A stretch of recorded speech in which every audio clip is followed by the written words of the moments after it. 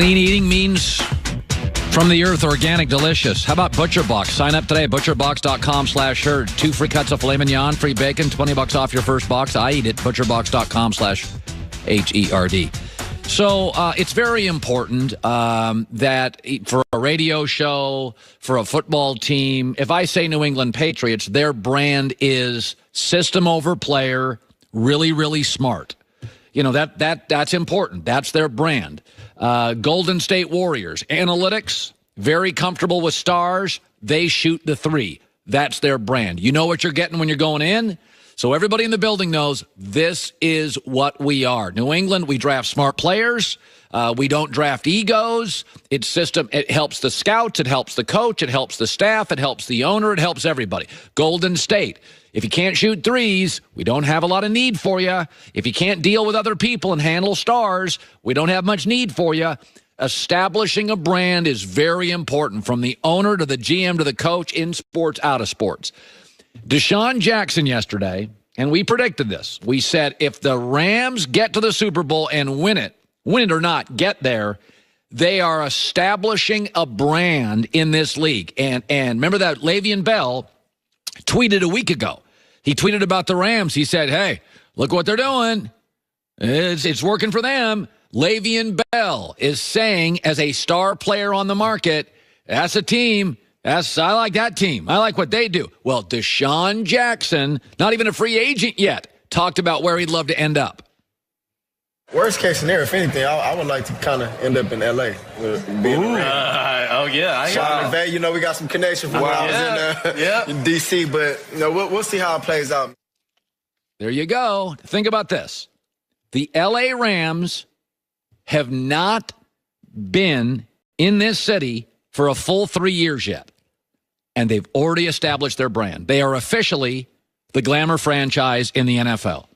Not saying the best, they're the glamour franchise. They're fun, stars are welcome, we'll take divas, lots of offense, we don't make you play in the preseason, our practices aren't burdensome.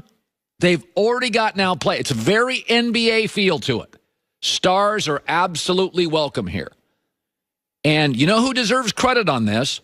Jerry Jones of the Cowboys. This organization was in the NFL forever in St. Louis, and they didn't have any brand. They were Tampa. They were Detroit. They were Jacksonville. They were the Jets. They were Arizona. What's their brand? What's their point of view? What are they? Okay. Jerry Jones went to the owner, Stan Kroenke. They're very close, have been for years, done business for years, and said, get this thing to L.A. You got Los Angeles. You got a bunch of land in Los Angeles. Build a stadium. Okay, I'll go to the owners. Get to Los Angeles. Help our league. Even though they're rivals, even though they're in the NFC, Jerry Jones told Stan Kroenke. Jerry Jones also got Oakland to Las Vegas. Jerry has been on the forefront of convincing other owners for years and years. NFL was anti-Vegas. Jerry got into a room and convinced them. Those days are over. Wasn't much long after, sports gambling legalized in America. Jerry very much, people don't like to move teams, said, let's get to Los Angeles. Stan Kroenke's like, I'm not sure how this is going to play. Jerry said, you got a bunch of land out there. Go build a stadium. Less than 3 years in the league, the Rams already have a brand established. And by the way, this is what every league is looking for. The Celtics have a historic brand. The Lakers have a brand. Golden State now has a brand. The problem with the Knicks is they don't have a brand. That's why it's an underperforming franchise. NFL loves brands. Green Bay's got a brand. Great quarterbacks. You know, the wholesome city in a small town. Green Bay's a brand. The Cowboys, the Steelers, the Patriots. I mean, give Jerry Jones credit. He got Stan Kroenke in this league. They didn't want to do it. They hadn't moved teams in a while. He got them to move to L.A., and 3 years in, we have another established brand, and it's the glitz glamour brand in the NFL. I'm not saying it's going to win a bunch of Super Bowls, but brands are important, and Jerry deserves a lot of credit. Joy Taylor with the news. No. Turn on the news. This is the Herd Line News. So, in the least surprising development of Super Bowl week, Patriots owner Robert Kraft would like to work out a contract extension with Tom Brady. That's a shocker. Kraft was asked yesterday about Brady's contract, which is set to expire after the 2019 season, and this was his response. Well, think about it. The last 3 years, we've been privileged to go to the Super Bowl with a quarterback in place. I would be quite surprised if he didn't continue for quite a while as our quarterback. Well, Brady has been taking pay cuts for years, so it's generally not a hard contract to do. It's almost a non-story at this point, what Brady's contract is, because they get it done so easily. He cost New England just $15 million this season, which makes him the league's 22nd highest paid quarterback.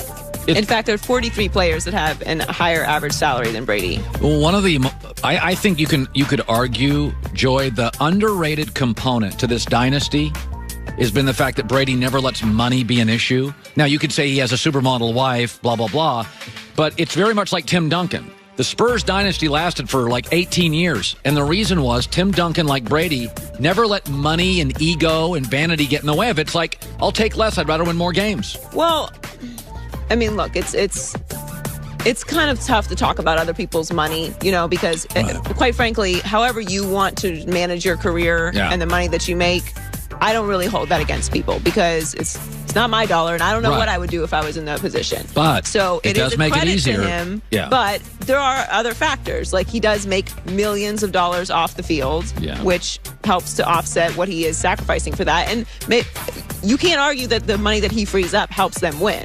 So, it absolutely does. But then, in the same token, I don't like to look at other guys like, oh well, Aaron Rodgers is making $33 million, so he's keeping his team from winning. But it's up to Aaron Rodgers to take that money or not. But it's a choice. Aaron and his ego, he wanted the respect of the money. Aaron makes over $10 million a year in endorsements. He could easily take $23 million. He makes, by the way, LeBron. I mean, you get into the argument of how much money do you need. Like once you reach a certain amount of money, it's like your lifestyle isn't going to change $3 million this way or $5 million this way. Yeah, I'm not, but I'm saying in salary cap leagues, if you let money become an ego thing, like I'm going to stack it higher. I want to be the highest paid player. Like Kobe Bryant at the end of his Laker thing. I got to be paid more than Garnett. Tim Duncan and Tom Brady, because I don't think they have that, money doesn't represent who they are. I mean, Duncan wore jeans and T-shirts to games for like 20 years. Right. Is that money never drove Duncan, and money doesn't drive Tom, and that is why their dynasty is extended. It's an underrated. Now, Pop was a great coach. Tony Parker their international scouting was great. A big part of that wasn't a salary cap league. Duncan made about 60% what he could have. Well, the salary caps do make it difficult. You have to manage it. And we talked about how the highest paid quarterbacks, the six highest, none of them were in the playoffs. So there's factors to it. But again, everybody comes from different places in the world too, has different upbringings. Money means different things to different people. You have different amount of people you have to take care of. So I don't like to count people's pockets, but it is interesting. It's pretty remarkable what type of cuts Tom Brady takes. So we talked yesterday about the reports of an NFC head coach saying that C.J. Anderson was a better fit for the Rams than Todd Gurley. And Anderson apparently doesn't care if he carries the ball once or 20 times in the Super Bowl. After insisting this is Todd's team, he added this. Our job is the same. As many first downs as we can get, whoever getting the most first downs. I guess that's how it goes. But at the end of the day, if Todd want to play 98% of the snaps, that's what he going to do. We're going to be okay with that. This is still the biggest factor in the Super Bowl to me, as far as the big question mark. What to expect from the Rams, because I don't know what to do with Todd Gurley and C.J. Anderson. Is he healthy? I have no idea.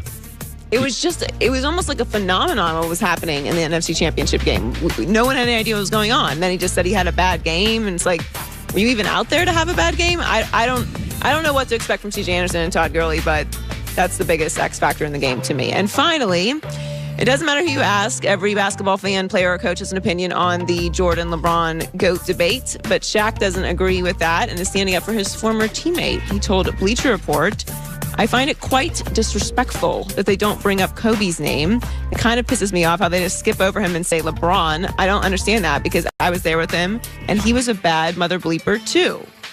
Shaq ultimately said he would rank Jordan as the GOAT, but I do think Kobe is disrespected in that conversation. Yeah, I do too. He's very much overlooked. And I think what always hurt Kobe is his game really looked a lot like Jordan's. When he broke into the league, he even talked a little bit like Jordan. He sounded like him. And so anytime you're like something light, like Pepsi and Pepsi Light, you don't get credit. LeBron's game doesn't even look like Jordan at all. No. Yeah, Kareem's game doesn't look like Shaq's game.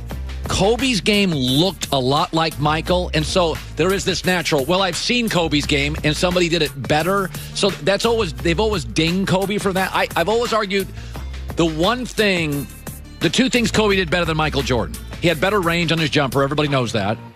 And Kobe didn't have stock moves. Kobe was the great painter, the great artist. He'd come down the court. He was the best tough shot maker I've ever seen in basketball. Jordan had about 3 stock moves that he relied on in big spots, and he mastered them. Kobe is the Phil Mickelson of golf. Michael's Tiger. Phil's still an all-timer. Phil won a bunch of tournaments. Phil is great. Phil's a better tough shot maker than Tiger. But he, in their primes, it's Tiger and it's MJ. It's really interesting. I think it might have to do with a little bit of Lakers hate too, that Kobe doesn't get put into that conversation because, the Lakers are a traditional franchise and have championships before Kobe. Right. But I don't like the idea that they bring in the people that were there playing, like, oh, we won him with Shaq and he won him with Gasol. Like, everyone wants to bring up that Jordan didn't win anything until he got Pippen. LeBron needed help. So it is very interesting how Kobe just gets overlooked in that conversation, especially when you start going down the stats that Kobe put up. And it's remarkable because he's a Laker. You'd get if he was like a Charlotte Hornet. Right. You'd be like, well, very rarely is a Dallas Cowboy, a Pittsburgh Steeler, or a Los Angeles Laker, or a New York Yankee overlooked in a greatest debate. Yeah, but I weirdly think that plays a factor into it because most of the country hates the Lakers. So, we're not going to even give Kobe that nod. Yeah. Joy with the news. Well, that's the news. And thanks for stopping by. The Herd Line.